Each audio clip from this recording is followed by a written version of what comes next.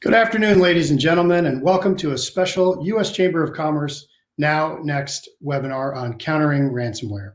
We're thrilled to be able to welcome back to the Chamber Secretary of Homeland Security, Ali Mayorkas, to talk about an issue of critical importance to the business community and the government. This program is focused on America's small businesses and will move the conversation beyond a discussion of the threat of ransomware and provide specific guidance and resources on how small businesses can prepare, protect, and respond to these attacks.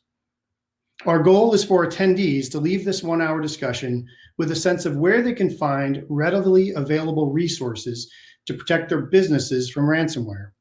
A great example of this is the Cybersecurity and Infrastructure Security Agency's ransomware guide, which is available online at www.cisa.gov/ransomware. Secretary Mayorkas will discuss why ransomware is one of his top priorities and the focus of his department's first sprint, why ransomware is a national security priority, and why this is an issue for small businesses. In fact, it's not a stretch to say that ransomware can pose an existential threat to small businesses. Ransomware attacks have grown in sophistication and in frequency. The size of ransom demands has increased exponentially, and we're seeing an increase in data exfiltration and not just encryption events. Payment of a large ransom demand could impact the ability of a company to continue as a going concern. Similarly, the theft of customer or proprietary data from a ransomware attack can have serious legal, regulatory consequences and could also cause a loss of public trust. These issues and more will be covered in a panel discussion in the second part of our program, which focuses on business preparedness and resilience. Pete Marta will lead a conversation on the threats to individual companies, the thinking they should do, what procedures they should have in place, and what relationships they should make before they're hit with a ransomware attack. Audience questions are welcome and encouraged throughout the program. Please submit your questions in the chat function, and we'll do our best to get to as many as possible. We also have some live questions for you to answer as the program unfolds.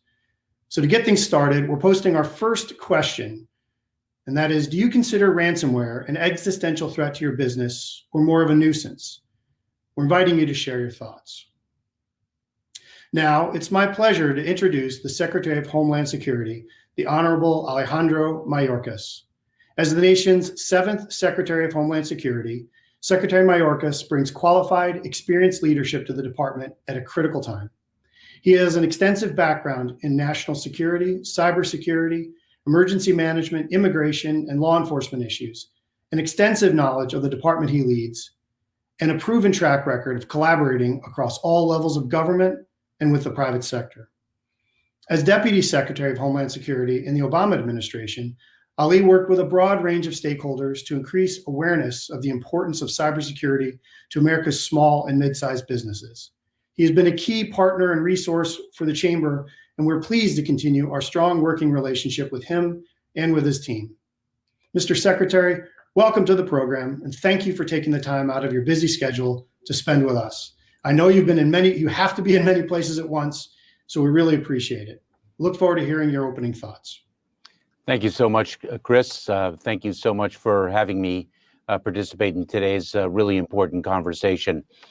Really, my opening remarks will place an exclamation point on Chris Roberti's opening remarks regarding the threat that ransomware poses to small businesses and, quite frankly, to our homeland security, which is why it is one of our most significant priorities right now.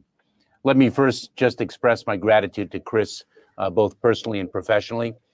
Chris and the Chamber are friends and extraordinary partners, not only in achieving our cybersecurity mission, but achieving the mission of the Department of Homeland Security across the diverse set of threats that we face.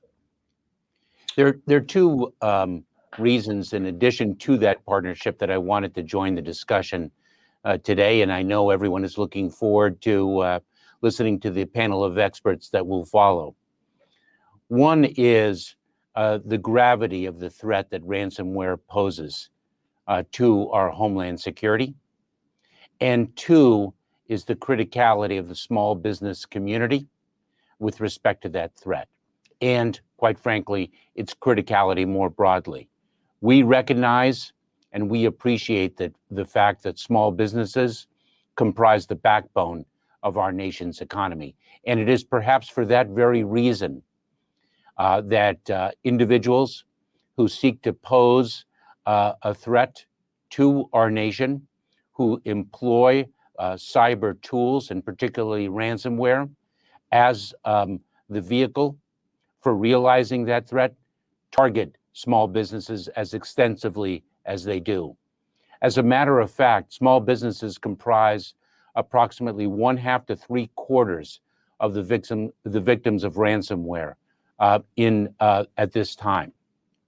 Moreover, more than $350 million in victim funds were paid as a result of ransomware in this past year.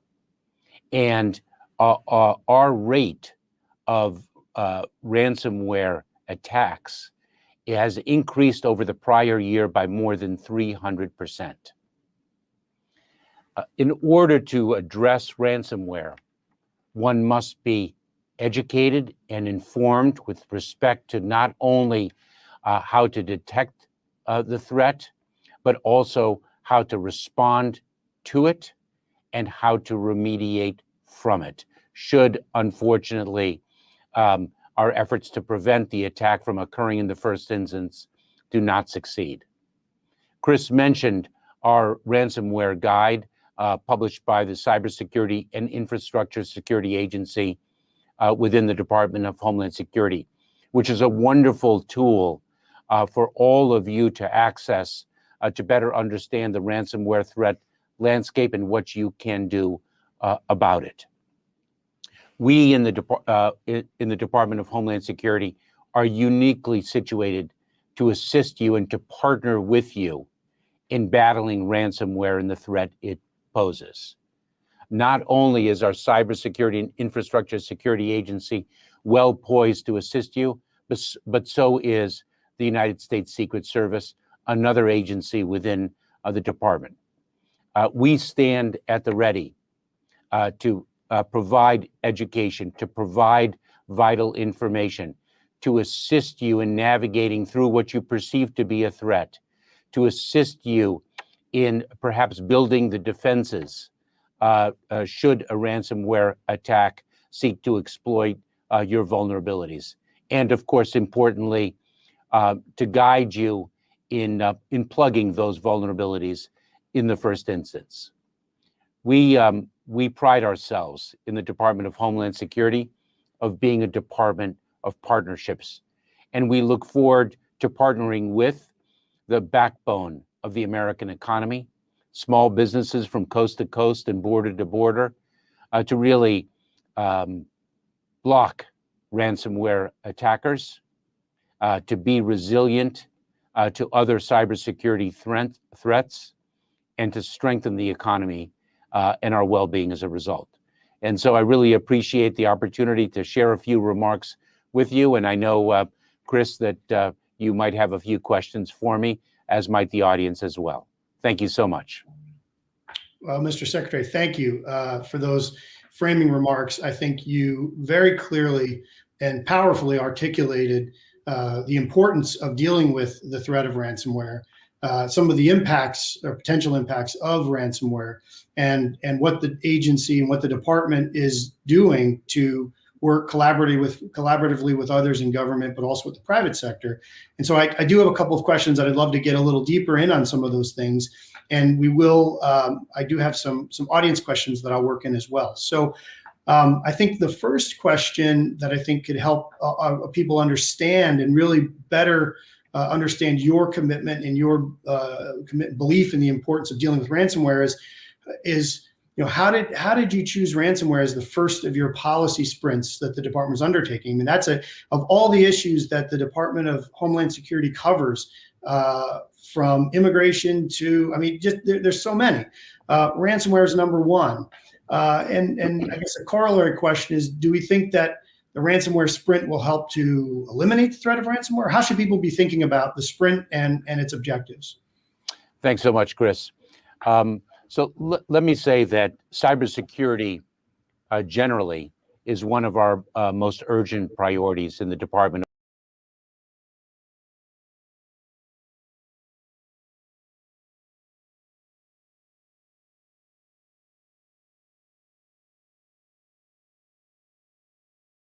Workforce issues. Could you tell us a little bit about why a workforce sprint is a priority?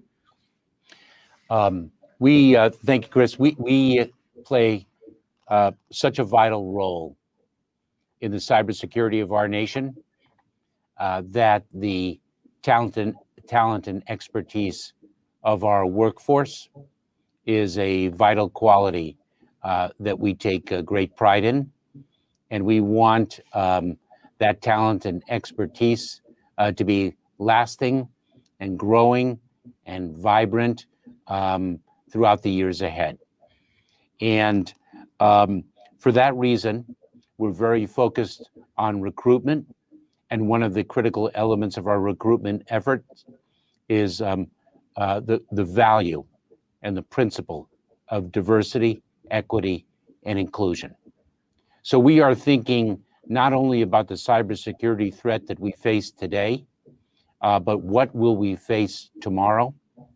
Not only looking at and taking pride in the workforce that we have today, but thinking about the workforce that we will have tomorrow. And so we are going to be, I think today is the day that we begin our second sprint, and we're going to be recruiting talent that is already developed.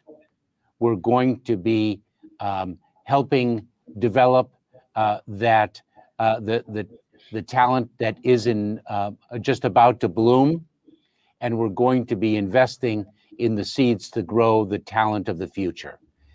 It is at all levels, and we take great pride, and we're extraordinarily energetic about this effort, and we intend to execute the most significant hiring initiative that the Department of Homeland Security has undertaken in its history.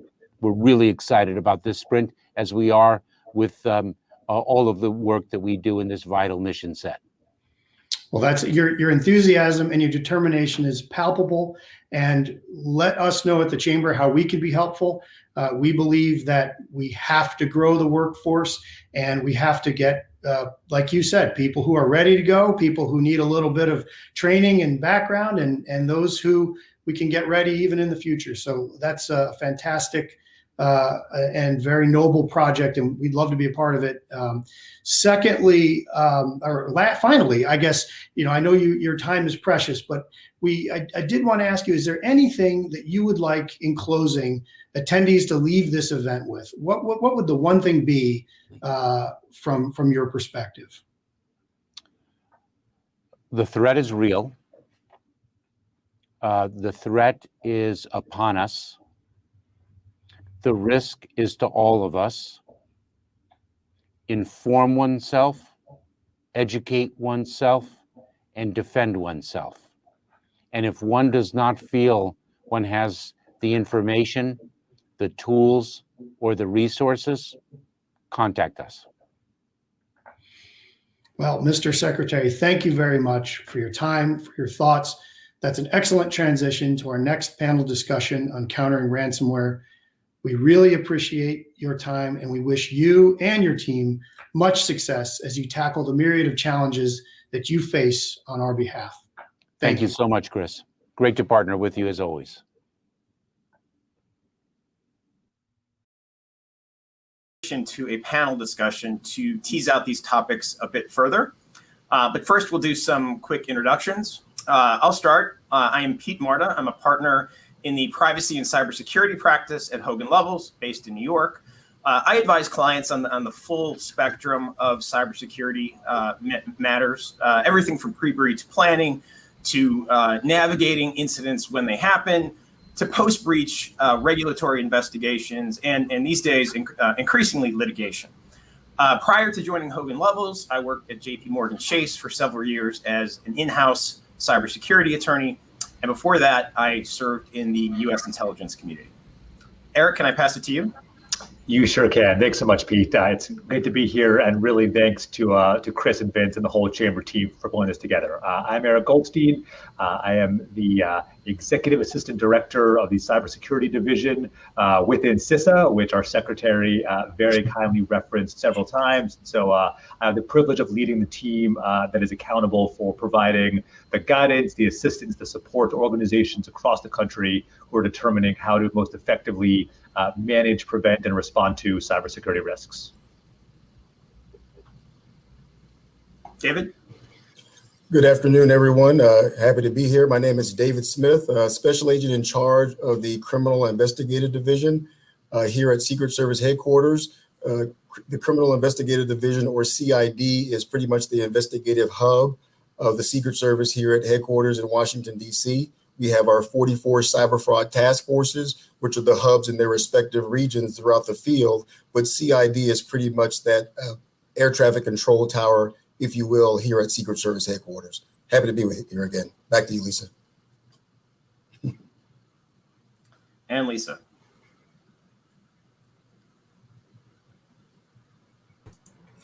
All right. Thank you, David. I appreciate the introduction there. My name is Lisa Wallace. I am located down in Tampa, Florida. I'm the Area Vice President of the U.S. Public Sector Security Sales Program for Splunk. I've spent the past 20 plus years of my career in the information security space, leading and mobilizing sales teams, as well as consulting customers and partners on how best to align and establish industry best practices from both a policy and enforcement perspective. Very happy to be here and be a part of this incredible group. So thank you. Thanks to all of you. I think we're going to have a lot of fun. I'll kick us off by briefly providing some further background and context on this topic, and then we'll pose some questions to the members of the panel. Let me start out by talking about a few trends we've seen over the past, say, year plus. These include increased frequency of cybersecurity attacks, increased sophistication of threat actors, and really increased amounts demanded of victim companies. Interestingly, while the pandemic has definitely had an impact on this type of criminal activity, and it certainly helped the threat actors significantly, these trends really did predate COVID. Much of what we're seeing today began with the Maze variant of ransomware, which we saw first in October or November 2019. So let me take the trends one at a time. First, the increased frequency of these attacks. As the Secretary and Chris mentioned, these attacks have been around for several years now, but I don't think any of us could have predicted what we're seeing today. This really is an epidemic. Companies are getting pummeled by these attacks. At Hogan Lovells, we have 2 or 3 of these events coming in on a weekly basis. And of course, they never arrive at convenient times. It's often Friday or Saturday nights or right before the holidays. Some of these attacks make it into the news, but many do not. And I think the key point here, at the risk of being repetitive, is that any company can be a victim, or perhaps I should say any company will be a victim at some point. One of the biggest mistakes we see companies make is the belief that they aren't a potential victim, either because they're not in an industry likely to be attacked, they think, or they aren't the biggest player in their industry. That is wrong thinking. Many of these threat actors, of course, are just criminals, and they want to get paid. And they don't care if their victim is a global financial institution or for example, a small widget manufacturer. They just want to get paid. And in fact, it's more likely that the widget manufacturer will get hit, in fact, because it unquestionably has fewer defenses in place. Second trend is the increased sophistication of threat actors, and what you could call the morphing of fairly basic ransomware attacks a couple years ago, which were really just encryption events, to what we're seeing today, which is a full-blown data breach. What we see today is often threat actors will compromise an organization's defenses. They'll spend time on the infrastructure, sometimes weeks. They'll locate and they'll exfiltrate the most important sensitive data, and then the last step is they'll drop the malware. So now the organization, the threat actors have 2 points of pressure to convince a company to pay. One, it's encrypted the victim's files, but two, it's often has stolen large amounts of sensitive information about the company's customers, business records, employees, etc. And the final trend is the amounts demanded. So if we were having this conversation a year and a half ago, we'd be sharing anecdotes about businesses paying a few $100,000. Today, the demands that we're seeing are often in the tens of millions of dollars. And again, that's not only to the largest companies. So those are some of the trends. Why don't we move to some of the questions of the panel? Eric, can we start with you? Despite the threat environment that we've been talking about today, many companies still view cybersecurity as a cost that hits their bottom line. I would argue, and I suspect you'd agree with me, that it should be viewed as an investment. How can cybersecurity professionals justify the importance of investing in cybersecurity to business leaders? Yep. Thanks so much, Pete. That's a great question. You just noted some of the really extraordinary costs imposed upon businesses from ransomware attacks. And in fact, Chris noted in his opening that we've seen businesses actually go out of business due to a ransomware attack. And this is a horrible trend for our country and for the impacted organizations. But at the same time, for cybersecurity professionals, it presents an opportunity. Because one challenge that we have in cybersecurity is quantifying and making tangible the impacts of our insecurity. And so oftentimes with something like a traditional data breach, we know that we want to prevent it. We know that it can impose costs, either mitigation, reputational, regulatory, but the costs are still a bit intangible, a bit hard to really wrap your arms around. And from a real world perspective, sort of hard to understand. We don't have that problem with ransomware. With ransomware attacks, we have real physical, actual impacts that affect everyday people who are trying to go to school, to go to the hospital, to access a good or service provided by an American company. And so the first thing is really tying investments back to the actual risks that have affected so many companies throughout this country. And unfortunately, the ubiquity of ransomware at this point means that no matter what sector of the economy your company operates in, there are undoubtedly ransomware victims in your sector who you could point to and say, here is the nature of the risk. Here is the kind of thing that could happen to our company and to our organization. And the second piece of this is, most, and we'll get more to this as the panel goes on, but unlike some types of cybersecurity incidents, some types of intrusions that may use really elegant, exquisite, sophisticated exploitations that use never before seen vulnerabilities, that's usually not what we see with ransomware attacks. With ransomware attacks, we usually see these criminal gangs just looking for targets of opportunity, where they say, here is a vulnerable device that's sitting on the internet. Here is a internet exposed server that's using woefully outdated software, and then using that or sending phishing emails.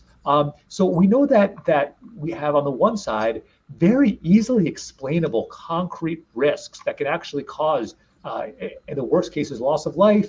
And we have a fairly constrained set of investments that we can make from a cybersecurity best practices standpoint that will significantly buy down those risks. And so aligning the reality of the experience of many organizations and companies in this country with the relative simplicity of these sorts of best practices that we know make a difference here. And as our secretary noted, many of those practices are noted at CISA.gov/ransomware. That join can be really effective in making a strong argument, Pete, as you noted rightly, for why this needs to be a necessary business investment at the highest level of every company in America right now. Thanks, Eric. Great points. David, can I go to you for a minute now? When I'm engaged in the early hours of an incident, one of the first issues that I address with clients is engaging U.S. government partners. Occasionally, when I do that, a client will resist a bit and express concern that, for example, law enforcement might take over their investigation, might begin to investigate my client. And for clients in regulated industries, perhaps share that information it learns from the company with that client's regulators. Can you address these concerns and explain some of the benefits of calling law enforcement when experiencing an incident, but also perhaps even before an incident occurs? Of course, Pete, thanks for that. I like to use analogies, as the audience will come to learn real soon. I have a family. We plan for fires. My family knows where the two collapsible ladders are in the house, so that if a fire occurs, we're not, wasting time trying to think of those initial actions. We already have some initial first steps in order to protect ourselves. There's no difference here in regards to an incident response type situation with ransomware. I hear these concerns a lot regarding contacting law enforcement quite a bit. I just wanted to dispel a couple of myths and then go into another analogy. The Secret Service's primary responsibility in a ransomware incident or network intrusion incident is to first stop the bleeding.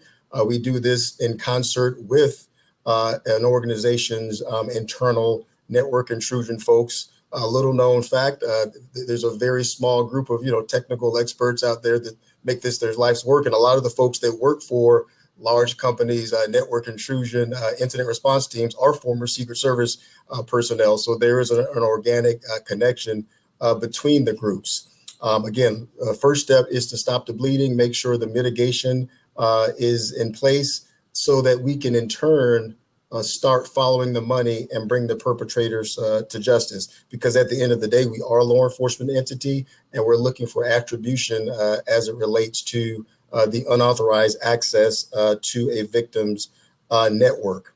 We're not a regulatory body, so there's no evidence that the Secret Service is sharing any information with any regulatory entities or employing any punitive measures against victims. The analogy I like to bring up in regards to ransomware is, we have some violent crimes that, we tend to have a more visceral reaction to violent crimes as citizens. And the analogy I like to give is if a person is carrying out violent crimes and the victims have a sense of shame or they're concerned about victim blaming and they're less likely to come forward, that puts law enforcement in a less desirable situation because you don't have the information to take action on. So what I will tell people is the more information you can give the Secret Service or law enforcement, the better equipped we are to find these people, apprehend them, take them out of the equation, and to protect you as the victim. Thanks, David. We're getting a lot of great questions in. Lisa, can I go over to you? Not to get too technical here, but having a better understanding of how these incidents happen and what techniques these criminals are using would be helpful, I think. Can you talk for a minute about the common threat vectors, how threat actors are gaining access to victims' infrastructure to launch these attacks? Absolutely. So to start, I would say that 65% of all ransomware attacks are delivered via phishing emails. So I would say that phishing emails is certainly the best place to start. They contain malicious attachments or links that unknowledgeable users will click on unknowingly. There's also drive-by downloading, so situations where users are unknowingly going to an infected website, and then malware is downloaded and installed on the end user device without them understanding what's actually happening. So ransomware is just it's a malware variant that encrypts files. It's spread through similar methods and has also spread through social media, such as web-based instant messaging applications. And there's newer methods of ransomware as well that we're observing. So for example, vulnerable web servers that haven't been patched and may have been exploited. So that gives threat actors access to the network to be able to wreak havoc. So I would say the biggest place to start really is educating your end users and helping them to understand simple things like social engineering and emails that may look somewhat different or out of sorts, right? Teaching them kind of what to look for. So just the basics and keeping endpoint protection up to date, email security, backups current, servers patched, tight firewall policy, things like that. Centralized management and logs of your assets, being more proactive at protecting end users, I think, from hurting themselves through education, policy, and enforcement. That's the advice I would give. Great, thanks, Lisa. Eric, maybe going back over to you on the topic of investment in cybersecurity. You and I both worked for several years in the financial sector for two large organizations with very large cybersecurity budgets. But what about smaller companies? Small to medium-sized businesses with more limited budgets. If they don't have the resources to build a fully mature cybersecurity program, where can they start and where can they find resources to help? Thanks for that, Pete. Great question. So I think there's really two answers. The first answer is most companies in this country should not be trying to build a fully mature cybersecurity program with all of the capabilities and services and personnel and technologies that, Pete, as you noted, a major bank would have or a federal agency would have. That's simply unrealistic. And frankly, trying to develop such an organization and a program without the necessary resources, both initially and then sustained over time, to continuously adapt as risks and technology change, is a recipe for resulting in significant gaps and possible intrusions. And so a preferable strategy would be to understand where the organization is able to deploy some basic capabilities and then work with one of the many third parties, one of the many companies that provide cybersecurity services, including things like managed security services, security operations center as a service, threat monitoring, vulnerability assessment, on down the line, or even relying upon a third-party hosting company like a cloud provider to manage the IT environment for you. That is likely for many companies to be a more effective security strategy than trying to do it all in-house. The second point, particular to ransomware, is, as noted, unlike trying to prevent some of the more sophisticated sorts of threat actors that we see out there, there are some fairly basic steps that organizations can take that will really drive down the risk. And three that I'll call out. The first is just enabling automatic updates on all software that you are using, or if such a feature isn't available, making sure that you deploy patches the moment that they're released. Making sure that the software and hardware that you're using is up to date and doesn't have known vulnerabilities is a critical step. The second piece, as noted by my fellow panelists, is managing the risk of phishing. This can be done certainly by making sure that any anti-phishing measures provided by your email provider are turned on and tuned correctly, but also making sure that the workforce understands how to identify a phishing email, what to do when they receive one, and most importantly, not to click. And then third and finally, focusing on backups, recognizing that the goal of ransomware is to find an organization's crown jewel data and then encrypt it for monetary gain, or as Pete noted, to steal it for monetary gain. Being able to identify your organization's most critical data and then making sure that that information is backed up offline from your main network at sufficient enough recurring intervals that if, heaven forbid, you have a ransomware attack, you are able to, once your network is cleaned up and you're confident that the adversary has been removed, you're able to restore your most critical data from a known good state that is the most powerful remedy to a ransomware attack. And so if an organization chooses to invest in their own ransomware protections, as opposed to giving that job to a third party, those are three areas where investment will be measurably effective in driving down the risk of ransomware intrusions. Thanks, Eric. So building on that, Lisa, back to you. What kinds of tools are useful in preventing and responding to ransomware events? How should businesses be thinking about their technology tool set? So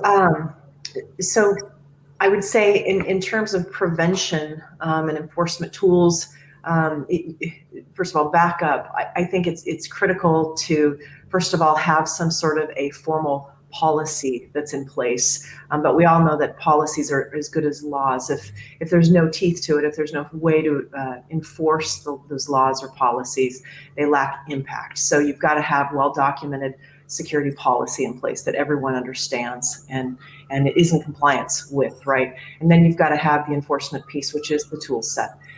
So prevention by way of enforcement tools, it's important to keep, again, regular backups. And I know we're beating the same drum here of your data, patch your servers, updated endpoint security, alignment with more of a zero trust model, which I think everybody is really aware of and really looking into now and hyper-focused on.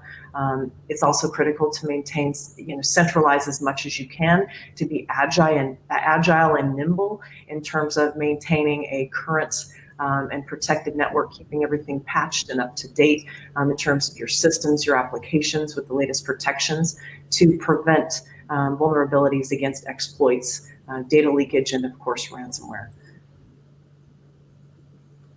Thanks, Lisa. Greg, back over to you. David, back over to you.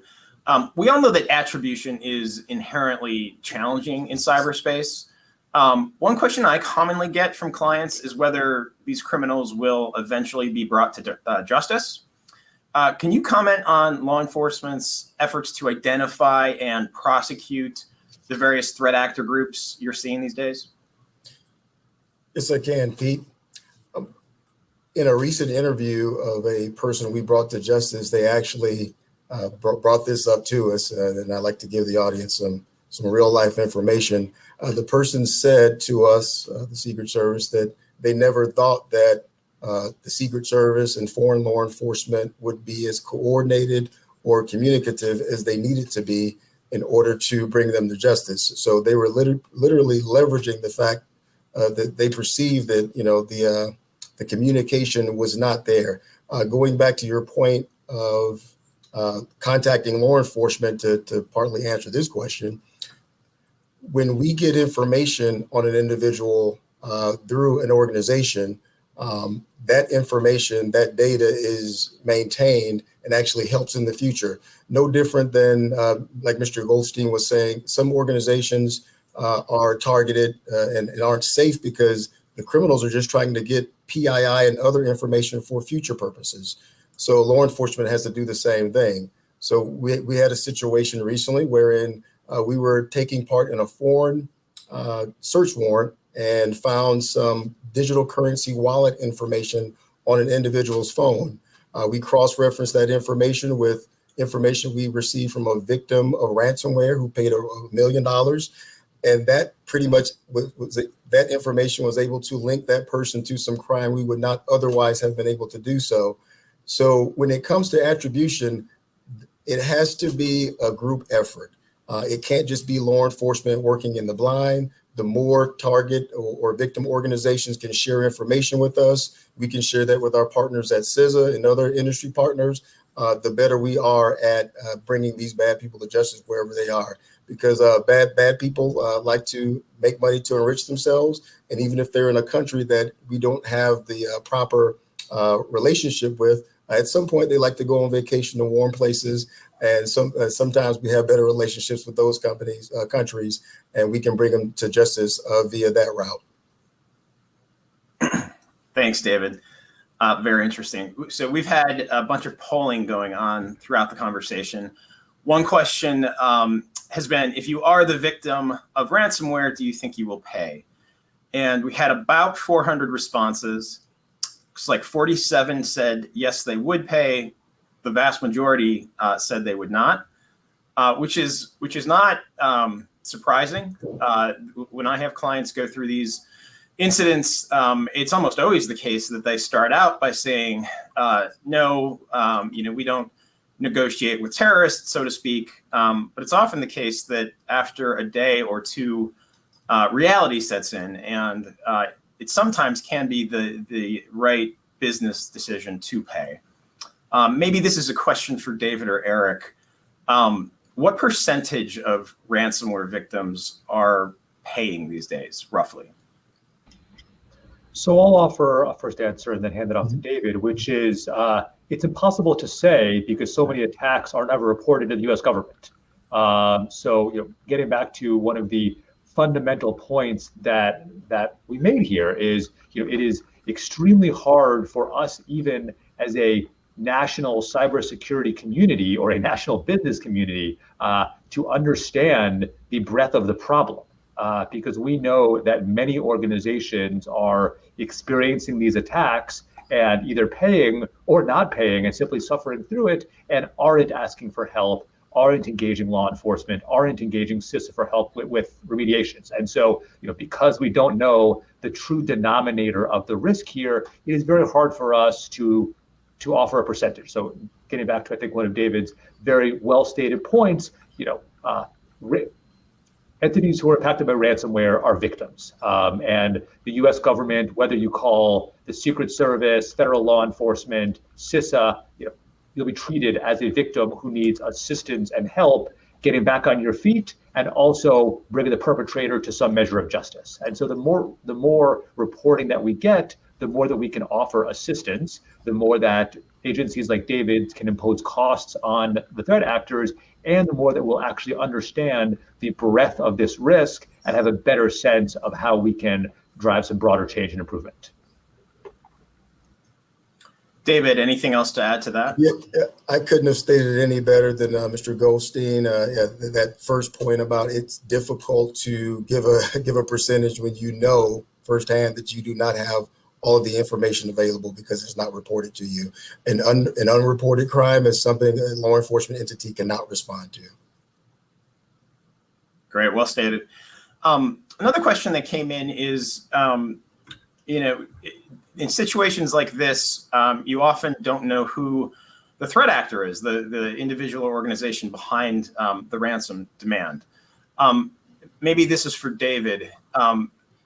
If I'm a victim and a threat actor is saying to me, pay us $1 million and we'll send you a decryption key and we will promise not to sell your data, for example, on the dark web. What's the guarantee that I can believe that these threat actors who are criminals will carry out their promises? So one, you can never trust a threat actor 100%. They do delve into the world of trust to a certain extent. I will say that in order to build their brand, a lot of ransomware groups do, they are proud of their reputations in keeping their word, but that does not mean long-term you can trust that they will not circle back to demand a second ransom. Keep in mind, this has come up several times during this panel discussion. Ransomware groups are not new criminals. These are groups that have combined forces like any group of nefarious actors. You have your hackers, your folks that introduce and create malware, your money launderers, and they pretty much get together and use they're pretty much the best of the best in all of their nefarious skill sets in order to damage organizations and the American public. But at the end of the day, you cannot trust a criminal to be a righteous player, big picture. Thanks, David. We had another question come in about potential OFAC, potential sanctions violations if a company decides to pay.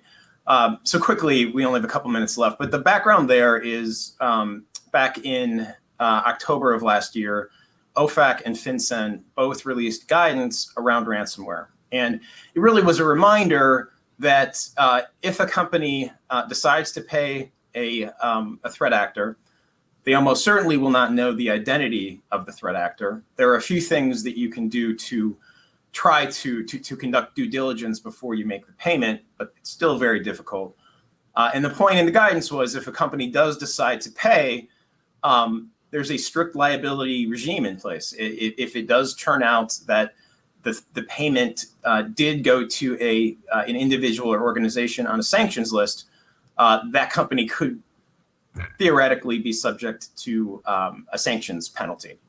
I think the question remains whether the U.S. government would further punish a victim company like that. But I think an important takeaway from that guidance was, I believe it was OFAC that said a company in that type of situation who made the payment, and it turned out later on that it was to a sanctioned individual, if that company had promptly and thoroughly cooperated with law enforcement, it would view that company more favorably.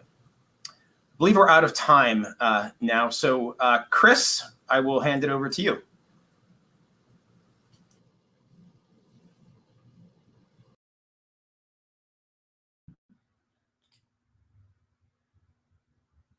Pete, thank you very much. And thank you to our panelists, Eric, David, and Lisa. I think that was a very useful discussion.